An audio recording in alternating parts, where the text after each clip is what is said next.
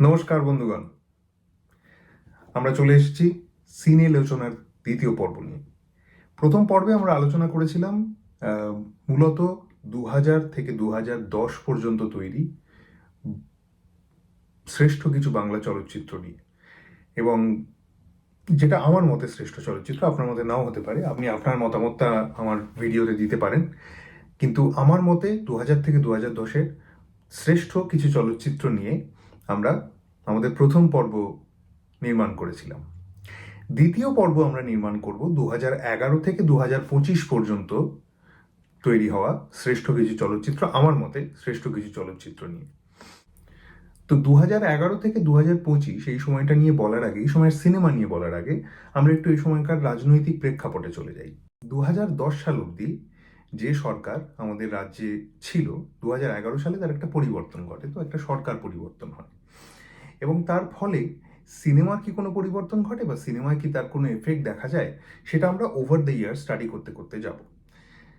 তো প্রথমে আমরা চলে আসছি 2011 সালে, এবং 2011 সালে যে বছরে পরিবর্তন ঘটে, এবং যেহেতু 2010 সালে একটা বান তৈরি হয়েছে, অনেক অজস্র ভালো সিনেমার একটা বান তৈরি হয়েছে, তো 2011 সালে আমরা সেমভাবে মানে অজস্র ভালো সিনেমাই দেখতে পাই কিন্তু। এবং সেই অজস্র ভালো সিনেমার মধ্যে আমার জন্য যে সিনেমাটা সত্যি সত্যি স্ট্যান্ড আউট করে সেটা হলো কৌশিক গাঙ্গুলির রং মিলন্তি। কৌশিক গাঙ্গুলির রং মিলন্তি সত্যি একটি অনবদ্য ছবি। তার কারণ হচ্ছে কৌশিক গাঙ্গুলির রং মিলন্তি কিন্তু একটা খুব অ্যাবসার্ড আইডিয়া নিয়ে তৈরি। মানে একটা মেয়ে, তার মানে একটা মডার্ন স্বয়ংবর সভা আইডিয়াটা বলা যেতে পারে, যে একটা মেয়েকে চারটে ছেলের পছন্দ এবং মেয়েটারও চারটে ছেলেকে সমানভাবে পছন্দ, কিন্তু সে ডিসাইড করে উঠতে পারছে না সে কার সঙ্গে বিয়ে করবে বা সে কার সঙ্গে সংসার করবে। তো এবার ও চারজনের মধ্যে থেকে সিলেক্ট করছে কে ওর জন্য আর কি সুটেবল, সবচেয়ে সুটেবল পাত্র, এবং তার জন্য কিছু ফেজের মধ্যে দিয়ে যাচ্ছে এবং ফাইনালি সিলেক্ট করছে, এবং তার ফলে একটা we get a message it the end যে সত্যিই কি এইভাবে সিলেক্ট করাটা, মানে এইভাবে সিলেক্ট করলে কি সত্যি আমরা আইডিয়াল মানুষটাকে পাবো এই রং মিলন্তির খেলা খেলতে খেলতে গেলে? আলটিমেটলি কি আমরা সত্যি আইডিয়াল মানুষটাকে পাবো, নাকি ভালো খারাপ নির্বিশেষে একটা মানুষ তৈরি হয়? তো এই যে মেসেজটা, এটা দেওয়ার জন্য যে মানে গল্পটা উনি সিলেক্ট করেছেন কৌশিক গাঙ্গুলি, গল্পটার মধ্যে কিন্তু খুব মানে মার্ভেলাস ক্যামেরা ট্রিটমেন্ট, দারুণ একটা দারুণ ইয়ে হয়ে যাচ্ছে, দারুণ এডিটিং প্যাটার্ন, এসব কিচ্ছু নেই। খুব ছিমছাম মিষ্টি একটা গল্প, এবং সেই মিষ্টি গল্পের মধ্যে দিয়ে ভালো অভিনয় তার সঙ্গে প্রত্যেকের। তো ভালো অভিনয় এবং মিষ্টি গল্পের মধ্যে দিয়ে আমরা একটা খুব এন্টারটেইনিং একটা প্যাকেজ সিনেমাটাকে আমরা বলতে পারি, এবং খুব ইউনিক গল্পটার যে অ্যাপ্রোচটা। তো এই সব মিলিয়ে একটা খুব ছিমছাম একটা মিষ্টি প্রেমের গল্প আমরা বলতে পারি, রোম্যান্টিক কমেডি আমরা বলতে পারি রং মিলন্তি। এবং রং মিলন্তি ছবিটি যে জন্য আমার মানে যে জায়গা থেকে আমার জন্য স্ট্যান্ড আউট করে, সেটা হচ্ছে যে খুব অ্যাবসার্ড একটা আইডিয়া নিয়ে তৈরি ছবি, তো যে কোনো মুহূর্তে ইট ক্যান ফল অ্যাপার্ট। তো সেই জন্য এই অ্যাবসার্ড আইডিয়াটাকে ব্যালেন্স করার জন্য যে যে মানে এলিমেন্টগুলো ঢোকানো হয়েছে, এবং যেভাবে সেটা মানে ফিল্মের যে কমেডিটা বলুন বা ড্রামাটা বলুন, সেটাতে মানে ইনকর্পোরেট হচ্ছে, এবং কি যেভাবে সেই সিনেমাটাকে হেল্প করছে এই এই এলিমেন্টগুলো, সেইটা খুব সিনেমাটাকে মজাদার করে তোলে, এবং সিনেমাটার যে গ্রোথটা, মানে সিনেমাটার যে ডেভেলপমেন্টটা, সেটা ওভার দ্য টাইম কিন্তু খুব ইন্টারেস্টিং হয়ে ওঠে। তো সেই জন্য রং মিলন্তি আমার জন্য 2011 সালের শ্রেষ্ঠ ছবি। এরপর আমরা চলে আসছি 2012 সালে। 2012 সালে কিন্তু অনেক ভালো ছবি তৈরি হয়েছে, যেমন 2010 সাল বলুন, 11 সাল বলুন, সেরকম 12 সালেও অজস্র ভালো ছবি তৈরি হয়েছে। তার মধ্যে দত্ত বাসেস দত্ত আমার একটি অত্যন্ত প্রিয় ছবি। মানে 2012 সাল নিয়ে অ্যাকচুয়ালি আলাদা করে আলোচনা করা যায়, এরকম ভালো ছবি তৈরি হয়েছে 2012 সালে। তো দত্ত বাসেস দত্ত আমার একটি অত্যন্ত প্রিয় ছবি। এই বছরে চিত্রাঙ্গদা আমার একটি অত্যন্ত প্রিয় ছবি। এবং মায়াবাজার বলে একটি ছবি তৈরি হয়েছিল, মায়াবাজার বলে একটি ছবি তৈরি হয়েছিল এই সময়। মায়াবাজার ছবিটি কিন্তু একটি হরর জোনে একটি খুব সুন্দর একটি এক্সপেরিমেন্টাল ছবি। কিন্তু এই সব ছাড়া মানে যে ছবিটি সত্যি সত্যি এই বছরের স্ট্যান্ড আউট ছবি, এবং আমার জন্য যে যে ছবিটি এই বছরের সত্যি সত্যি স্ট্যান্ড আউট ছবি, সেটা হচ্ছে ভূতের ভবিষ্যৎ। ছবিটা কেন আমার জন্য স্ট্যান্ড আউট করে, তার কারণ একটা হচ্ছে এই রাজনৈতিক প্রেক্ষাপট, যে রাজনৈতিক প্রেক্ষাপটে ছবিটি তৈরি হচ্ছে, এবং যে ছবিটি যে সামাজিক বার্তা আমাদের দিচ্ছে, তার সাথে সাথে ছবিটি অত্যন্ত চতুর হিউমার নিয়ে খেলা করে। মানে যেরকম হিউমার সচরাচর বাংলা ছবিতে তার আগে আমরা খুব অল্প দেখতে পেয়েছি। মানে অনিক দত্তর মধ্যে সেই হিউমারটা রয়েছে, অনিক দত্তর মধ্যে নিজস্ব একটা হিউমার রয়েছে, যে হিউমারটা আমরা ছবিটার মধ্যেও দেখতে পাই। যেমন একটা জায়গাতে একটা জায়গা আছে যে যেখানে বলছে যে আমার স্ক্রিপ্টটা মনে পড়ছে না, ল্যাপটপটা খুলি, তখন পরমব্রত বলছে, পরমব্রত চরিত্রটা বলছে যে খুলির মধ্যে সবটা জমা আছে। তো খুলির সঙ্গে খুলির এই যে পানের মধ্যে দিয়ে একটা পাণ্ডিত্য, তো সেইটা কিন্তু অনিক দত্ত ভীষণ ভালো করেন এবং থ্রু আউট দিস ফিল্ম ইনি করে গেছেন। এবং কমেডিটা মানে অত্যন্ত ভালো। অনিক দত্তর এই ছবিটি ঋতুপর্ণ ঘোষের মধ্যে 10-12টা মিরাক্কেলের এপিসোড যেন একটা সিনেমার মধ্যে ঢোকানো হয়েছে, কিন্তু আমার বা অধিকাংশ বাঙালিরই এই জিনিসটা মনে হয় না। তো যে কারণে বাঙালির মননে এবং আমার নিজের মনে ভূতের ভবিষ্যৎ কিন্তু একটা জলজলে নক্ষত্র হয়ে থেকে যাবে 2012 সালে। ভূতের ভবিষ্যৎ তো এবং আগের ছবিটি 2011 সালে যে ছবিটার কথা বললাম রং মিলন্তি, এবং 2012 সালে ভূতের ভবিষ্যৎ, দুটোই হইচইতে অ্যাভেলেবেল আছে, আপনারা চাইলে দেখতে পারেন। 2013 সাল, 2013 সালেও কিন্তু এই মানে প্রথা মেনটেন করে অজস্র ভালো ছবি তৈরি হয়েছে। এবং 2013 সালটাও কিন্তু বাংলা ছবির জন্য বেশ ভালো একটা বছর, মানে কোয়ালিটির দিক থেকে বেশ ভালো একটা বছর, মানে বাণিজ্যিকভাবে খুব অবহেলিত হয়ে থেকে যায়। এই দুটো ছবির নাম, একটা ছবির নাম হচ্ছে বাকিটা ব্যক্তিগত, আর একটা ছবির নাম হচ্ছে শব্দ। 2013 সালে এই দুটি ছবিকে আমি আলাদা করে একটিকে ইনক্লুড করবো আর একটিকে পারবো না, এটা হতে পারলো না, আমার জন্য হলো না আর কি। তার কারণ দুটি ছবি আমার জন্য ফর্ম এবং সিনেমার ভাষার এবং সিনেমার যে নিজস্বতা বা গল্প বলা, সমস্ত কিছুতে একটা নতুন জিনিস আমার জন্য এই দুটো ছবি। বাকিটা ব্যক্তিগত প্রথমত ফর্ম নিয়ে ভীষণ ভালো একটা এক্সপেরিমেন্ট, যে যেভাবে হ্যান্ডিক্যাম নিয়ে পুরো ছবিটা শ্যুট করা হয়েছে প্রথম থেকে শেষ অবধি, এবং একটা জায়গাতে প্রদীপ্ত ভট্টাচার্যর কথা অনুযায়ী একটা জায়গাতে একদম শেষে গিয়ে ডিরেক্টরের কথাটা রয়েছে, এবং বাকি পুরো ছবিটা কিন্তু চরিত্রের পয়েন্ট অফ ভিউ থেকে নেওয়া। এবং ভীষণ ভালো একটা ছবি, যে মেসেজটা ছবিটা দেয়, যে বার্তাটা ছবিটা আমাদেরকে দিচ্ছে, যে তোমাকে অপেক্ষা করতে হবে to find your person, to find love you have to wait. এবং তুমি যদি নিজেকে ম্যানিপুলেট করে নিয়ে এগিয়ে যাও ওই জায়গাতে পৌঁছো, তাহলে কিন্তু তুমি কোনোদিন পৌঁছতে পারবে না ওই জায়গায়, মানে মোহিনী গ্রামে তুমি কখনো পৌঁছতে পারবে না, যেটা চরিত্রটা আমাদের পেলো না মোহিনী গ্রামটাকে দ্বিতীয়বার খুঁজে। তো অসাধারণ মানে একটি ছবি, মানে প্রথমত তো ফর্ম, দ্বিতীয়ত আইডিয়া, দুদিক থেকেই ছবিটি অসাধারণ। এবং শব্দ, এই ছবিটাকেও এখানে ইনক্লুড করার কারণ সেম দুটো চরিত্র, দুটোই ঋত্বিক চক্রবর্তীর অসাধারণ অভিনয়ের জন্য স্ট্যান্ড আউট করে। এবং প্রথম ছবিতে অমিত শাহ এবং অবশ্যই অপরাজিতা ঘোষদা, সেটা প্রত্যেকে ভালো অভিনয় করেছিলেন, কিন্তু শব্দতে ঋত্বিক চক্রবর্তী জাস্ট অন্য লেভেল, অসাধারণ অভিনয়।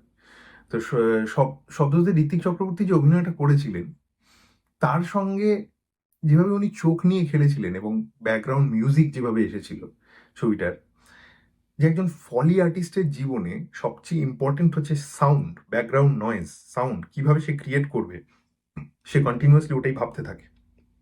তো বসে বসে যখন একদম শেষ সিনে যখন সে বসে আছে এবং তাকে রিহ্যাবে নিয়ে যাওয়া হচ্ছে, তখনও সে বসে বসে ব্যাকগ্রাউন্ড সাউন্ডটা শুনছে, এবং তার চোখ একটা জায়গাতে স্থির হয়ে আছে, সে শুনে যাচ্ছে। একটা অসাধারণ দৃশ্য এবং অসাধারণ একটা ছবি শব্দ।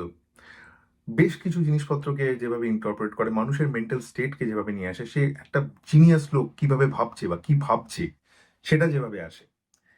তো ওভারঅল আমি যদি বলি, দুটো ছবি, শব্দ এবং বাকিটা ব্যক্তিগত, আমার জন্য 2013 সালে এই দুটো ছবি স্ট্যান্ড আউট করে একসাথে।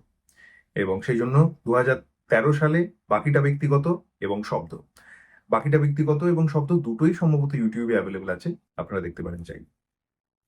2014 সাল, 2014 সালটা বাংলা সিনেমার জন্য কতটা ইম্পর্টেন্ট বা কিরকম আমি জানি না, তবে একটা জিনিস 2014 সালে প্রুভ করা যায়, সেটা হচ্ছে যে একজন বড় সুপারস্টার, যে যাকে আদপে আমরা তোতলা, কথা বলতে পারে না, অভিনয় পারে না বলে মেইন স্ট্রিমে সাইডলাইন করে দিয়েছিলাম, সেই লোকটা 2014 সালে দেখিয়ে দিয়েছিল যে সে সত্যি অভিনয় করতে পারে, এবং একটি দৃশ্যে সে সত্যি যদি ভালো করে অভিনয় করে তাহলে সে কতটা ইম্প্যাক্ট ফেলতে পারে। সেই ছবিটার নাম হচ্ছে বুনো হাঁস। এবং পরিচালক অনিরুদ্ধ রায়চৌধুরী। তো বুনো হাঁস ছবিটি মানে এরকম নয় যে এমন একটা ছবি যেটা নিয়ে আমরা মানে বহু কাল মনে রেখে দেবো, এরকম কিছু ছবি কিন্তু নয় অনিরুদ্ধ রায়চৌধুরী বুনো হাঁস। কিন্তু ছবিটার গল্প বলার ধরন এবং ছবিটা যে জায়গায় গিয়ে শেষ হয়, আপনার মানে থ্রু আউট দ্য ফিল্ম আপনার মনে হতে হতে যাবে যে আপনি এই চরিত্রটা কি করবে, এই চরিত্রটা সত্যি এবার তো পুরো ফেঁসে গেল, এবার কোথায় যাবে। এবং শেষে যে যখন সে ভেঙে পড়ে, মাকে ফোন করে, তখন একটা অদ্ভুত একটা আপনার নিজের মনের মধ্যে একটা অদ্ভুত ভরসার জায়গা তৈরি হলো, বা একটা সেন্স অফ পজিটিভনেস তৈরি হলো। হয়তো তার জীবনে কিছু পাল্টায়নি, কিন্তু একটা সেন্স অফ পজিটিভনেস সে পেলো তার মায়ের কাছ থেকে। তো সে একটা অদ্ভুত ছবি মানে বুনোহাস। আমি বলবো যে আহ, বাংলা ছবিতে যে যে কটা থ্রিলার তৈরি হয়েছে তার মধ্যে একটা কিন্তু অন্যতম থ্রিলার বুনোহাস। হ্যাঁ, গল্পর দিক থেকে খুব অসামান্য কিছু গল্প নয়, কিন্তু ওই যে একটা ছেলে একটা বড় জায়গায় জড়িয়ে যাচ্ছে, সে নিজে বুঝতে না পেরে আস্তে আস্তে জড়িয়ে যাচ্ছে, এবং সে কি করে বেরোবে ওখান থেকে বুঝতে পারছে না।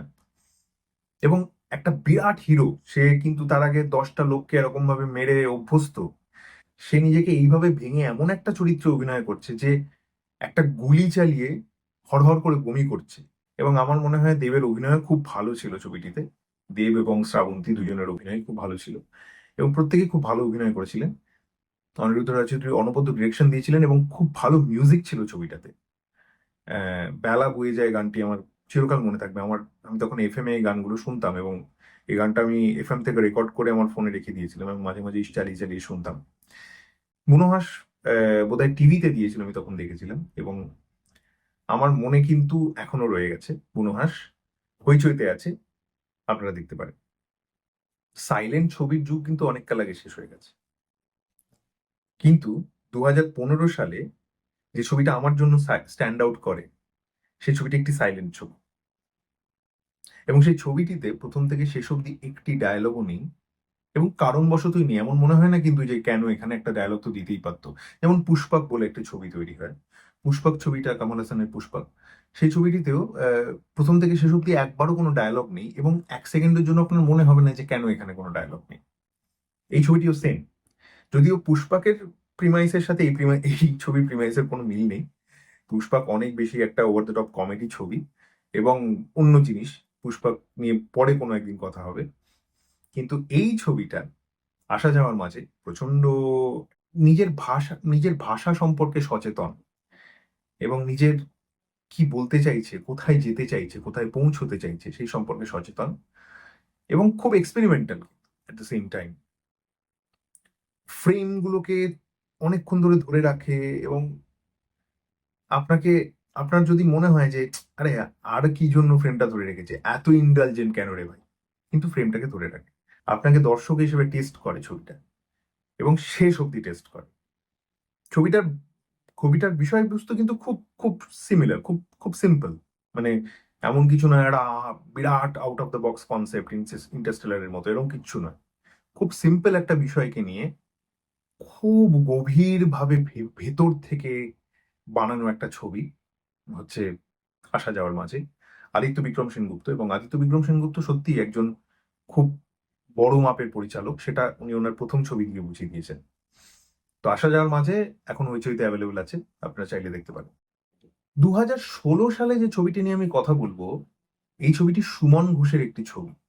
সুমন ঘোষকে আমার যে পরিচালক হিসেবে খুব আহামরি লাগে তা কিন্তু নয়। আমি এমন নয় যে সুমন ঘোষের সব ছবিকে খুব বড় বিশালভাবে রেট করি। কাদম্বরী আমার একেবারেই ভালো লাগেনি, নোবেল ছোড় আমার ভালো লাগেনি, ইভেন রিসেন্ট কাবুলিওয়ালা আমার ভালো লাগেনি। কিন্তু সুমন ঘোষের এই ছবিটা আমার মন ছুঁয়ে যায়। একটা 3টে বয়স্ক মানুষের গল্প নিয়ে তৈরি একটা ছবি। ছবিটার নাম হচ্ছে P7। এবং 3জন বেরিয়ে পড়ে ভয়েজে, বেরিয়ে পড়ে যেতে যেতে যেতে যেতে হঠাৎ তারা বুঝতে পারে যে তারা অন্য কোথাও চলে গেছে, তারা প্যারাডাইস পৌঁছে গেছে। এবং তাদের এই ভয়েসটা কিন্তু খুব নর্মালি শুরু হয়, নিজেদের মধ্যে কথা বলতে বলতে বলতে বলতে হঠাৎ করে আমরা একটা সারিয়াল ওয়ার্ল্ডে ঢুকে যাই। তো বেশ কিছুটা বুদ্ধদেব দাশগুপ্ত, বেশ কিছুটা ডেভিড লিঞ্চ, বেশ কিছুটা অ্যান্দ্রে তারকভস্কি, বেশ কিছুটা ড্যারেন অ্যারোনফস্কি, অনেক কিছু আছে এই ছবিটার মধ্যে। কিন্তু তাও এই ছবিটা পুরোপুরি সুমন ঘোষের। আমার মনে হয় P7 একটি অত্যন্ত সুন্দর ছবি, যেখানে ড্রামাটা খুব খুব মানে আপনার জন্য ওয়ার্ক করবে। এবং ছবিটা যখন অ্যাবসার্ড পয়েন্টে চলে যাচ্ছে, যখন রিয়েল ওয়ার্ল্ডটা ছেড়ে দিয়ে আস্তে আস্তে সারিয়ালে ঢুকে যাচ্ছে, তখনও কিন্তু আপনার জন্য ছবিটা ওয়ার্ক করবে, বিকজ আপনি ততক্ষণে ক্যারেক্টারগুলোর জন্য ইনভেস্টেড হয়ে গেছেন। ততক্ষণ আপনি জানেন যে এই ক্যারেক্টারগুলোকে আপনি ছেড়ে আর বেরোতে পারবেন না। তখন ছবিটা হঠাৎ করে রিয়েল থেকে সারিয়েলে চলে যায়, এবং শেষে গিয়ে একটা অদ্ভুত জায়গায় শেষ হয়, যেখানে ওই বিরাট মিনার, আপনারা দেখুন। তো P7 আমার জন্য প্রচন্ড ইম্পর্টেন্ট, প্রচন্ড ইন্টারেস্টিং একটা ছবি, আপনারা দেখতে পারেন। সম্ভবত হইচইতে অ্যাভেলেবেল আছে। 2017 সালে যে ছবিটি নিয়ে আমরা কথা বলবো, সেই ছবিটির নাম হচ্ছে খোঁজ। খোঁজ একটা দুর্দান্ত থ্রিলার ছবি। মানে প্রথম থেকে শেষ অবধি একটা ছবি যদি আপনাকে আঁকড়ে রাখতে পারে, আপনাকে মানে বসিয়ে রাখতে পারে, আপনাকে এজ অফ দ্য সিট রাখতে পারে, সেরকম থ্রিলার ছবি কিন্তু বাংলাতে খুব কম তৈরি হয়েছে, এবং খোঁজ সেরকমই একটা থ্রিলার ছবি। মানে প্রথমে ছবিটা এমনভাবে শুরু হয়, মনে হয় যেন একটা সাইকোলজিক্যাল থ্রিলার। তারপর আস্তে আস্তে আস্তে আস্তে আস্তে আস্তে আস্তে আস্তে মানে ওই সাইকোলজিক্যাল থ্রিলার থেকে আস্তে আস্তে একটা খুব ইন্টেন্স ক্রাইম থ্রিলারে ছবিটা পরিণত হয়। এবং যে পয়েন্টে গিয়ে ছবিটা শেষ হয়, যে কোয়েশ্চেন্স গুলো ছবিটা রেজ করে, যেভাবে ছবিটার উত্তরটা তৈরি হয়, এবং বিক্রম চ্যাটার্জি যে কামনেস নিয়ে অভিনয়টা করেছেন, আমি যদিও বলবো না যে মারাত্মক কিছু অভিনয় করেছেন, কিন্তু খুব কাম একটা অভিনয় করেছেন, যেটা চরিত্রটার জন্য খুব সুটেবল আমার মনে হয়। ইভেন সাতা ফিগারও ভীষণ ভালো অভিনয় করেছেন। ওভারঅল ছবিটি কিন্তু এন্ডিং এ গিয়ে আমাকে একটু ডিসঅ্যাপয়েন্ট করে, কিন্তু ছবিটার ট্রিটমেন্ট, ছবিটার কালার, ছবিটা যে একটা ইন্টেন্স অ্যাটমসফিয়ার ক্রিয়েট করে, ছবিটা যেভাবে আপনাকে ওই ওয়ার্ল্ডটাতে ফেলে দেবে ডিরেক্টলি, সেটা আমার মনে হয় একটা অনবদ্য ব্যাপার। তো আমার সেই জন্য খোঁজ খুব পছন্দের একটা ছবি, এবং ওই বছরে খোঁজ আমার জন্য স্ট্যান্ড আউট করে। সেই জন্য খোঁজ আপনারা দেখতে পারেন। আই থিঙ্ক হইচইতেই অ্যাভেলেবেল আছে। ভীষণ ভালো একটা ছবি, অবশ্যই দেখুন। তো আমরা কিন্তু দেখছি যে বিভিন্ন জনরাতে বাংলা ছবি ঘোরাঘুরি করছে। আগেরটাতে আমরা বললাম একটা থ্রিলারের কথা, তার আগের ভিডিওতে আমরা বলেছিলাম একটা নির্ভেজাল কমেডির কথা। এবার আমরা চলে যাব ডিরেক্টলি একটা ফ্যান্টাসি জোনে, মানে এডওয়ার্ড সিজার হ্যান্ডসের জোনে।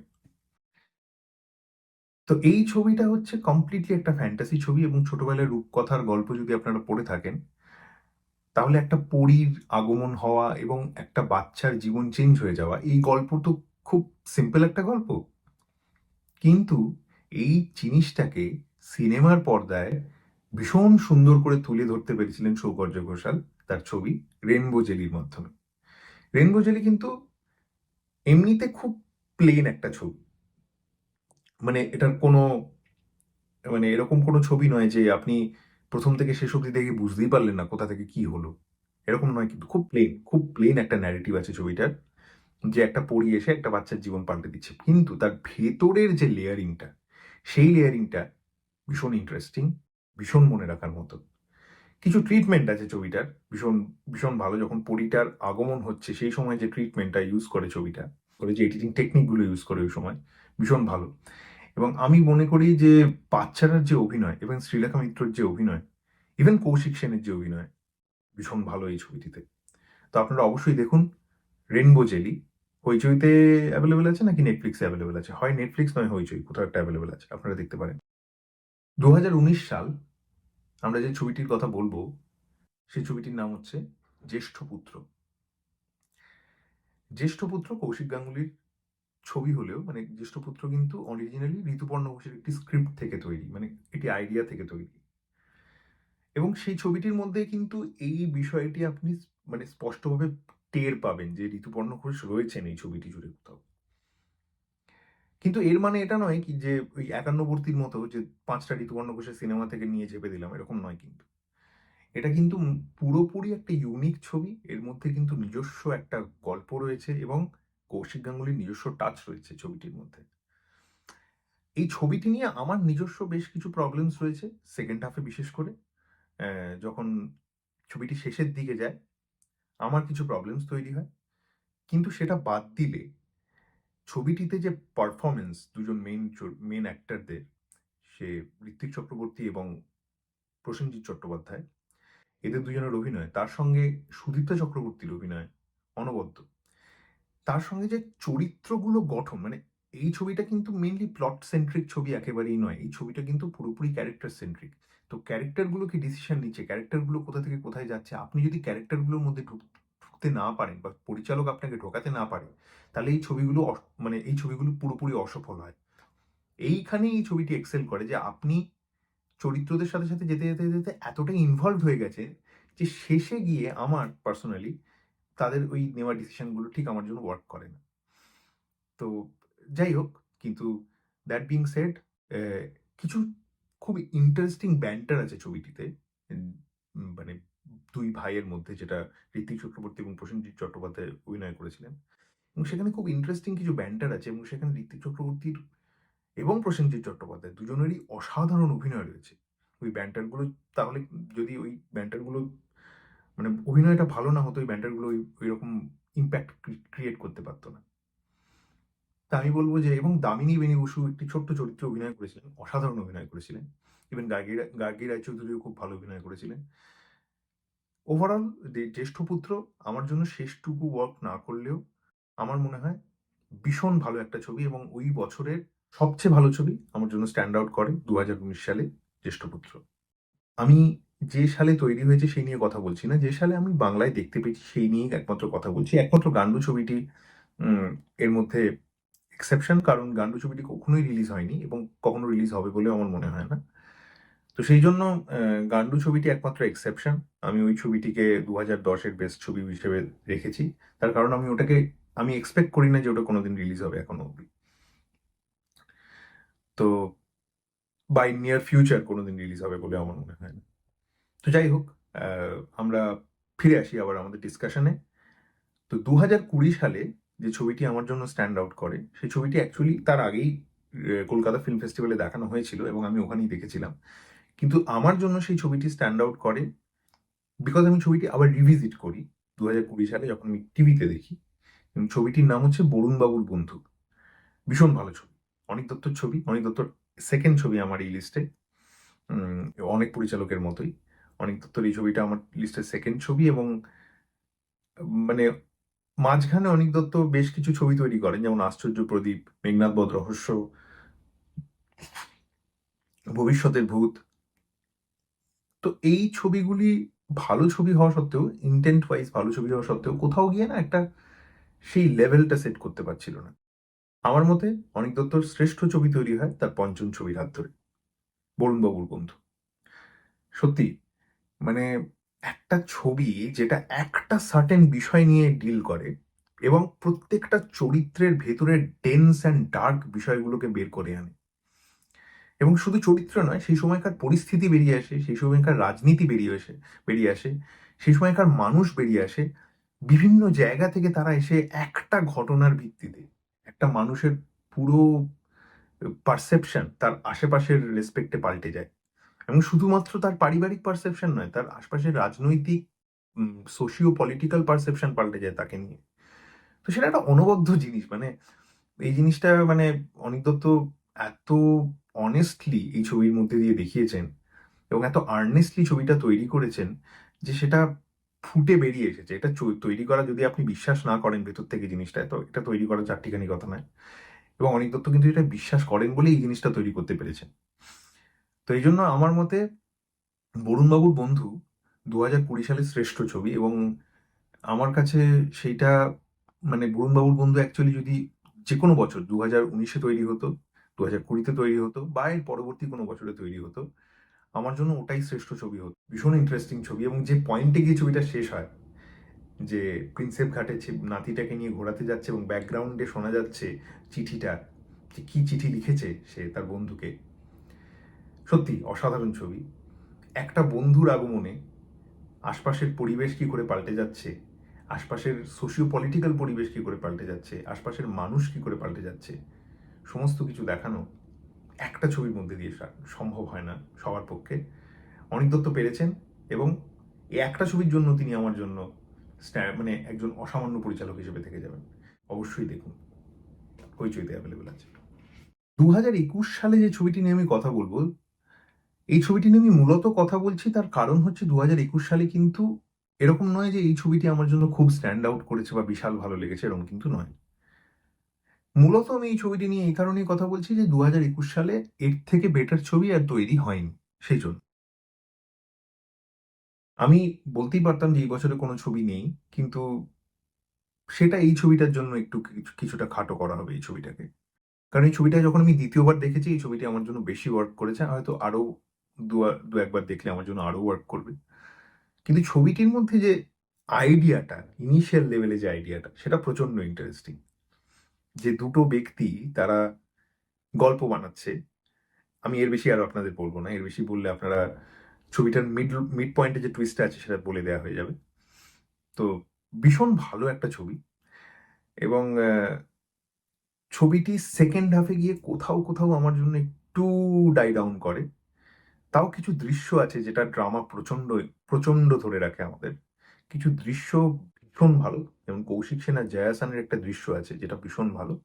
তো আমি ছবিটার নামটাই বোধহয় বললাম না। ছবিটার নাম হচ্ছে বিনি সুতোয়, পরিচালক হচ্ছে অতনু ঘোষ।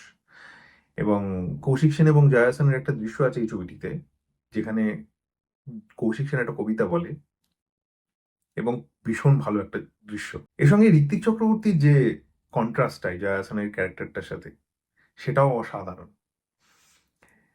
তো কিছু জায়গায় ছবিটির আমার জন্য একটু ডাই ডাউন হয় যখন ঋত্বিক চক্রবর্তীর সঙ্গে ঋত্বিক চক্রবর্তীর স্ত্রীর একটা ব্যান্টার হয়, এবং তার ছেলে এবং স্ত্রীর যে ব্যান্টারটা, ওই ওই জায়গাগুলো একটু আমার জন্য একটু ডাই ডাউন হয়। কিন্তু সেটা বাদ দিলে ছবিটা কিন্তু বেশ ভালো একটা আইডিয়া নিয়ে তৈরি একটা ছবি। খুব আহামরি কিছু ক্যামেরার ফ্রেমিং বা খুব আহামরি কিছু প্লট লাইন বা খুব গ্রাউন্ড ব্রেকিং কিছু এন্ডিং, এরকম কিছু নয়। কিন্তু ছবিটার মানে মানে শেষটা যে জায়গাটাতে শেষ হয়, যে একটা রোজা হাসান একটা গান করছেন এবং একটা বিশেষ কারণে তাদের দুজনের আবার দেখা হচ্ছে। তো সেই জায়গাটা থেকে যখন ছবিটা শেষ হয়, আপনি বুঝতে পারবেন আগে থেকেই যে ওই গানটা উনি করছেন, এবং তারপর আপনি পুরো ব্যাক ক্যালকুলেট করে নেবেন। ওটা কিন্তু আপনি হেভি মানে মজা পাবেন ওই জায়গাটা দেখে। মানে হয় না একটা, আপনি একটা খুব একটা অদ্ভুত তৃপ্তি হলো একটা জায়গা দেখে। তো ওই তৃপ্তিটা আপনার ওই সিনেমাটা শেষে আসবে। হয়তো একটা খুব দারুণ ছবি নয়, কিন্তু 2021 সালে আপনারা দেখতে পারেন ছবিটি, বিনি সুতোয়। তার কারণ এই বছরে এর থেকে বেটার ছবি আর তৈরি হয়নি। বিনি সুতোয় 2021 জি5 এ অ্যাভেলেবল আছে। 2022 যে ছবিটির কথা আমি বলবো, এই ছবিটিও কিন্তু ফর্ম নিয়ে একটা মারাত্মক এক্সপেরিমেন্ট, যেখানে ডকুমেন্টারি, মানে ফিকশন, সমস্ত কিছুর একটা মানে একটা ব্যারিয়ার ভেঙে দিচ্ছে, যেটা কিউ গান্ডুতেও করেছিল। এবং এখানেও সেটা করতে পরিচালক ঈশান ঘোষ সক্ষম হচ্ছেন। সিনেমার নাম ঝিল্লি, এবং পরিচালক গৌতম ঘোষের ছেলে ঈশান ঘোষ। ঝিল্লি ছবিটা কিন্তু টেকনিক্যালি খুব ব্রিলিয়েন্ট একটা ছবি, এবং তার ইন্টারনাল যে মেসেজগুলো আছে, তার যে ভেতরের মেসেজ আছে, যেখানে একটা ক্যারেক্টার, সে কন্টিনিউয়াসলি ওই শহরের দিকে তাকিয়ে গুলি ছোড়ে এবং তার ভেতরের রাগটাকে উগরে দেয়। সে ধাপার ওখানে থাকে, এবং ধাপার আশপাশের চরিত্রদেরকে আপনি যেভাবে দেখতে পাচ্ছেন, তারা নেশা করছে, তারা গান করছে, তারা আনন্দ করছে, তারা দুঃখ করছে, তারা কোথায় কোথায় ছুটে ছুটে যাচ্ছে, তারা কোথায় কোথায় যায়, তাদের whereabouts কি, তারা পৃথিবীটাকে কিভাবে দেখে, তারা নিজেদের মধ্যে কি কথা বলে। এই জিনিসটা যখন আপনি কাছ থেকে দেখতে পাচ্ছেন, তখন সত্যি একটা অন্য ইম্প্যাক্ট কিন্তু আপনার মনের মধ্যে ফেলছে ছবিটা। তার সঙ্গে ছবিটা যেভাবে আপনাকে গল্পটা বলে, যেভাবে ট্রিটমেন্টটা ছবিটার, কোথাও কোথাও নিজের নিজের যে ইন্টেলেকচুয়ালিজম, সেটা দিয়ে ছবিটা আপনাকে যেন দূরে ঠেলে যায় অ্যাজ অ্যান অডিয়েন্স। ইনক্লুসিভ একটা এক্সপিরিয়েন্স হয়ে ওঠে না সবসময়। কিন্তু তৎসত্ত্বেও ছবিটা একটা পৃথিবীর সাথে পরিচয় করায়, এবং এই মানুষগুলোর সাথে যদি আপনি পরিচিত হতে চান, এই মানুষগুলোর whereabouts সম্পর্কে যদি আপনি জানতে চান, তারা কি কথা বলে এটা যদি আপনি জানতে চান, এবং নিজেদের মধ্যে কি ইয়ার্কি মারে এটা যদি আপনি জানতে চান, কত ধরনের মানুষ সেখানে বসবাস করে এটা যদি আপনি জানতে চান, তাহলে আপনাকে ঝিল্লি দেখতেই হবে। গোটা সমাজ যেভাবে ধ্বংস হয়ে যাচ্ছে ডিউ টু ইন্ডাস্ট্রিয়ালাইজেশন, এবং সেই সমাজের ময়লাগুলো কোথায় এসে জমছে সেটার জন্য আপনাকে ঝিল্লি দেখতে হবে। তো ঝিল্লি ঈশান ঘোষের আপনারা সম্ভবত হইচইতে দেখতে পাবেন। 2024 সালে, ও আপনারা দেখলেন না, আমি 2023টা স্কিপ করে গেছি। ইটস ওকে, কেন স্কিপ করে গেছি একদম শেষে জানতে পারবেন। তো 2024 সাল চলে আসি। 2024 সালে যে ছবিটি নিয়ে আমি কথা বলবো সেই ছবিটির নাম হলো বেলাইন। এই ছবিটি আমি অনেক পরে দেখার সৌভাগ্য হয়েছে আমার, এবং আমি তখন ইউএস চলে এসেছিলাম যখন ছবিটি রিলিজ হয়, এবং আমার খুব দুর্ভাগ্য যে আমি ছবিটি আমি হলে দেখতে পাইনি, এবং এখনো আমি সেটাকে আমার দুর্ভাগ্য মনে করি। কিন্তু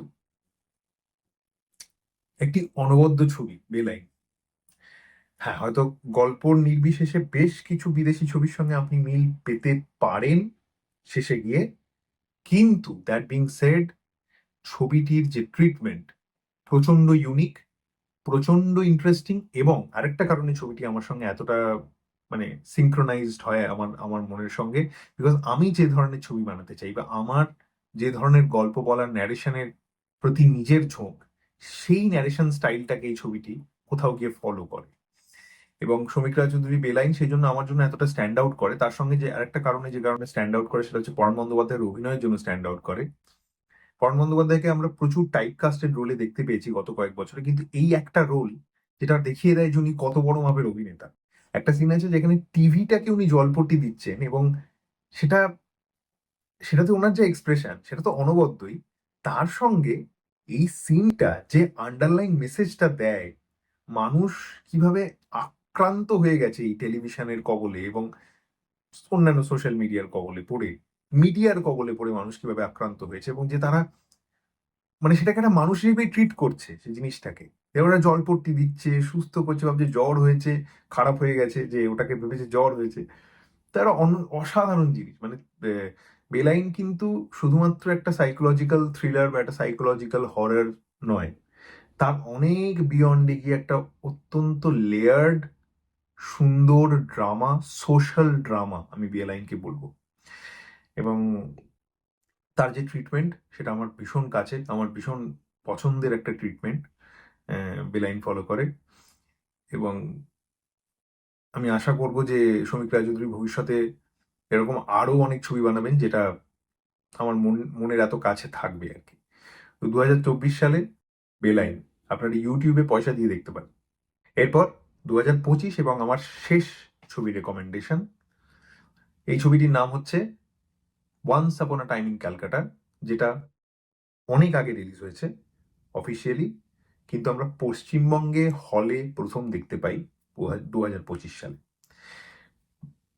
ছবিটির নাম once upon a time in Calcutta, পরিচালক আদিত্য বিক্রম সেনগুপ্ত, বাংলা নাম মায়ানগর। তো নাসিরুদ্দিন সাহেব একটা কথা বলেছিলেন যে ছবি মূলত কিন্তু একটা সময়ের কথা বলে, সিনেমা একটা সময়ের কথা বলে, একটা সময়ের দলিল। এই ছবি, মায়ানগর ছবিটি এই সময়ের দলিল, এবং একমাত্র ছবি যে ছবিটি এই সময়ের কথা সঠিকভাবে তুলে ধরে। অনেক ভীষণ বিভিন্ন বিষয় উঠে আসে এই ছবিটির মধ্যে, এবং শুধুমাত্র এই বিভিন্ন বিষয় যে উঠে আসে ছবিটির মধ্যে তা কিন্তু নয়, তার পাশাপাশি ছবিটি একটি অসাধারণ পারিবারিক এবং ইমোশনাল ড্রামা। এবং এই এই ড্রামাটা এত ওয়ার্ক করে বলেই কিন্তু ছবিটির অন্যান্য জিনিসপত্রগুলো একসাথে আমাকে সেই ওয়ার্ল্ডটাতে নিয়ে যেতে হেল্প করে।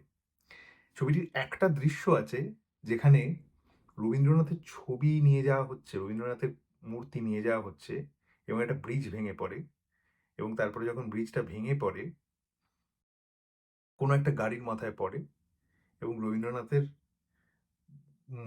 মূর্তির মাথার পেছন দিয়ে রক্ত চুইয়ে চুইয়ে পড়ে, এবং ব্যাকগ্রাউন্ডে আলোকের এই ঝর্ণাধারায় বাজতে থাকে। এই একটা সিন বুঝিয়ে দেয় যে আদিত্য বিক্রম সেনগুপ্ত কি মাপের পরিচালক। ভিজুয়াল স্টোরি টেলিং হলে এরকমই হওয়া উচিত। মায়ানগর এই মুহূর্তে কোথাও অ্যাভেলেবেল নেই, তবে অবশ্যই আপনারা দেখবেন যখন কোথাও আসে। 2023 সালে যে ছবিটি নিয়ে আমরা কথা বলবো সেটা হলো ইন্দ্রনীল রায়চৌধুরীর মায়ের জঞ্জাল। মায়ের জঞ্জাল ছবিটি আমি পার্সোনালি দেখিনি, ছবিটি আমার দেখা নেই। যে গল্প থেকে ছবিটি নেওয়া মানিক বন্দ্যোপাধ্যায়ের দুটি গল্প, সেই দুটি গল্প আমার পড়া, এবং আমি জানতে পারলাম যে এই দুটি গল্পকে ইন্দ্রনীল রায়চৌধুরী জুড়েছেন। এবং অন্যান্য যে ছবিগুলো এই বছরে তৈরি হয়েছে সেই সব ছবি অলমোস্ট আমার দেখা, এবং সেই কোনো ছবিই কিন্তু সেইভাবে আমার জন্য মনে এফেক্ট করে। তো সেই জন্য আমি মনে করি মায়ের জঞ্জাল এই বছরের শ্রেষ্ঠ চলচ্চিত্র, এবং আপনারা যে মনে করবেন এরপরে আপনাদের উপর নির্ভর করছে।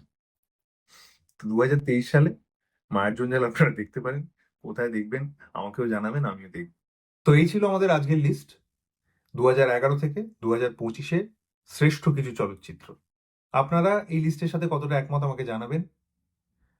এই ভিডিওটা যদি আপনাদের ভালো লাগে তাহলে চেনা মানুষদের মধ্যে ছড়িয়ে দিন, যা বলে আর কি সবাই, চেনা মানুষদের মধ্যে ছড়িয়ে দিন। এবং এই ভিডিওর নিচে একটা বুড়ো আঙুল আছে, সেই বুড়ো আঙুলে নিজের বুড়ো আঙুলটা ছুঁয়ে দিন, লাইক করুন। নমস্কার।